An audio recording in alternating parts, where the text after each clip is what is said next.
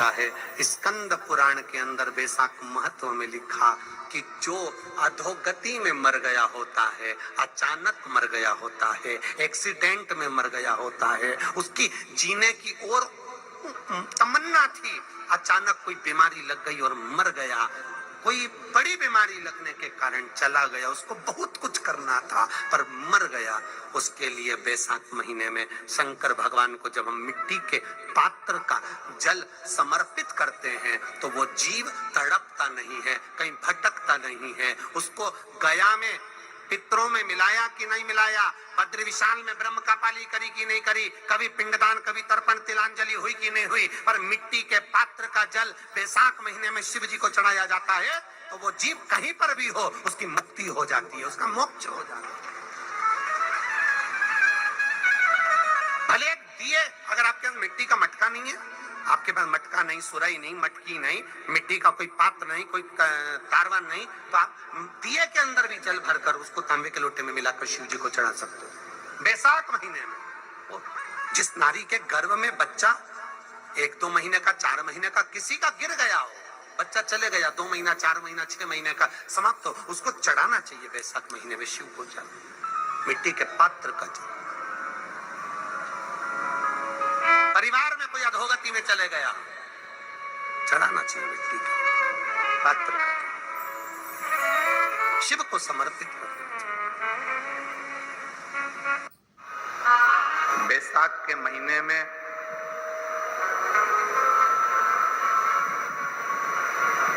शिव सप्त तीर्थ का बड़ा महत्व है।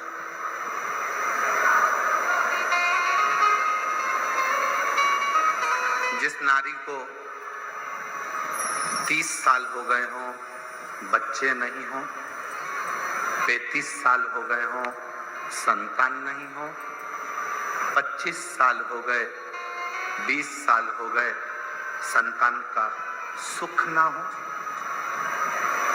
और डॉक्टर ने कह दिया कि कोई बहुत बड़ी बीमारी किसी व्यक्ति को है, रोग बड़ा, बीमारी बड़ी है, और उस बीमारी का कोई हल, उस रोग का कोई हल नहीं दिख रहा, कोई हल नजर नहीं,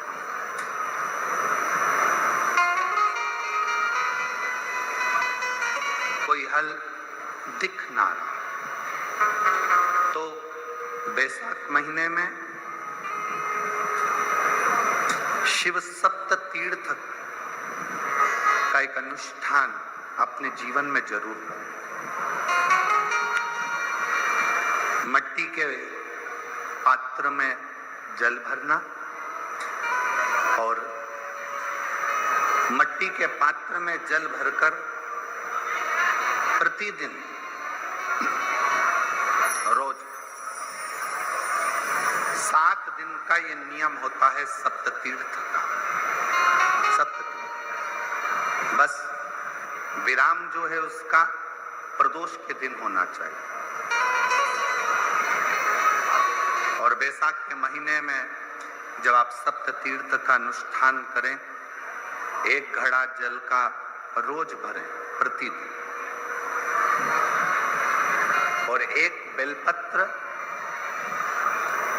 1 शमी पत्र उस घड़े के नजदीक में कोई पात्र में अवश्य रखें। पात्र को, जो जल का घड़ा है, जल का पात्र है, उसको मिट्टी के ही दीप से या कोई श्वेत वस्त्र जिसको मला गया हो, धोया गया हो, साफ हो, उस वस्त्र से ढक दें। एक दिन एक शिवालय में जाएं, शमी पत्र अशोक सुंदरी वाली जगह पर समर्पित करें। अशोक सुंदरी की जगह जानते हो ना आप लोग? अशोक सुंदरी की जगह पर शमी पत्र समर्पित करें। बेलपत्र जहां आप खड़े हैं उधर से डंडी का भाग आपकी ओर हो, और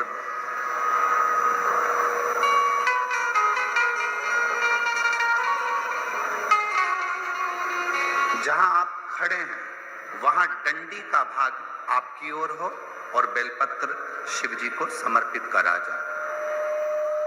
फिर जो मिट्टी के पात्र में जल है वो भगवान शंकर को अपनी कामना कर कर शिव जी को समर्पित कर। संतान के लिए कर रहे हो तो वहीं से जल को एक कटोरी में, एक पात्र में झेल लीजिए। उस जल का आधा भाग नंदी के पास बैठकर आप ग्रहण कर लो, आधा भाग अपने पति को देना प्रारंभ कर दो। कोई रोग के लिए कर रहे हो, किसी बीमारी के लिए कर रहे हो तो वो जल आप अपने घर की देहली में प्रवेश करने के पहले अपने मुख में उसको ग्रहण कर लो। एक दिन में एक शिवालय, दूसरे दिन दूसरा शिवालय, तीसरे दिन तीसरा शिवालय। अगर अपने नगर में, अपने गांव में, अपने क्षेत्र में 7 शंकर के मंदिर नहीं हो, यदि अपने गांव में, अपने नगर में, अपने क्षेत्र में 7 शंकर के शिवालय नहीं हो तो मिट्टी का शिवलिंग बनाकर उस पे चढ़ाओ। पर रोज एक शिवालय अलग होना चाहिए। प्रदोष के दिन जब आप इस सप्त तीर्थ का विराम करेंगे उस समय पर जल, जब प्रदोष काल आए, प्रदोष काल का जब समय हो जल चढ़ाओ सुबेरे, और प्रदोष काल का जब समय हो उस जल का पान उस प्रदोष काल में कर लेना। प्रदोष को जो प्रदोष काल में उस जल को शंकर का पंचाक्षर मंत्र नमः शिवाय, षडाक्षर मंत्र ओम नमः शिवाय या श्री शिवाय नमस्तुभ्यम बोलकर प्रदोष काल में उस जल का पान करें। बाबा को प्रार्थना करें, शिव से विनय करें। ये नियम केवल बैसाख के महीने में होता है, इसको बाकी के महीने में नहीं किया जाता है। इसको बाकी के महीने में नहीं करते, केवल बैसाख।